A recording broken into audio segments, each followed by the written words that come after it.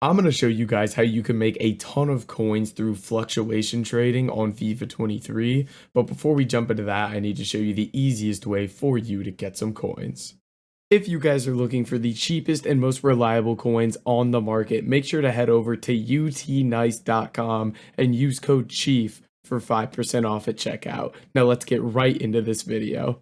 Alright boys, diving into this video, fluctuation trading is a very simple concept. It's essentially we're going to be buying cards when they go through this cycle of low demand and are down in price, and essentially just hold them until they go into this other cycle of high demand and they shoot up in price. However, there's very specific cards that you can do this with that are constantly shooting up in price, coming back down, and then shooting up in price again. So how do we know which cards to do this with? It's basically all going to be based around SBC solutions. So a lot of people are still completing these advanced SBCs here, and even just other SBCs in the game that require specific gold common cards. And a lot of times it's going to be cards from big nations but kind of weird leagues, meaning like a Brazilian from the MLS or an Argentinian from the Saudi league or something like that. So these are cards that are constantly fluctuating up and down in price. A couple examples that we're going to go through today are Banega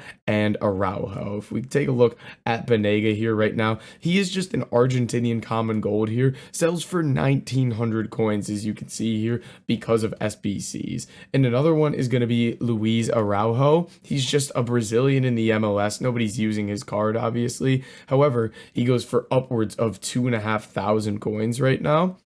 So let's talk about these cards, how we can make coins off them, and how fluctuation trading works. So how fluctuation trading works is you're essentially going to find a list of cards that are constantly fluctuating. Now, how are we going to do this? We're going to use Footbin here. Hold up, stop the video. If you guys want to make as many coins as possible on FIFA 23, make sure that you are following on Twitch for all my daily live streams. Every single day over there, we're doing live trading with you guys, answering questions, whatever you may have to help you make as many coins as possible. And make sure you join the Discord as well. We got a premium Discord server for you with all investments, trading tips, everything like that for all the Twitch subscribers. And if you haven't already, make sure to drop a like on the video and subscribe to the channel. And let's get right back into the action.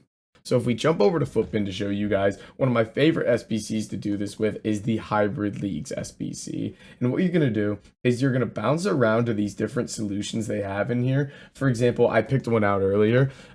This is just the first 11 SBC solution. What we're going to do is we're going to look at the gold commons that are in the solution, and we're going to look at their price history. So for example, Ever Banega here is who we're looking at. We showed you he's about 1,900 coins at the moment. Now, look at his price over the past weeks.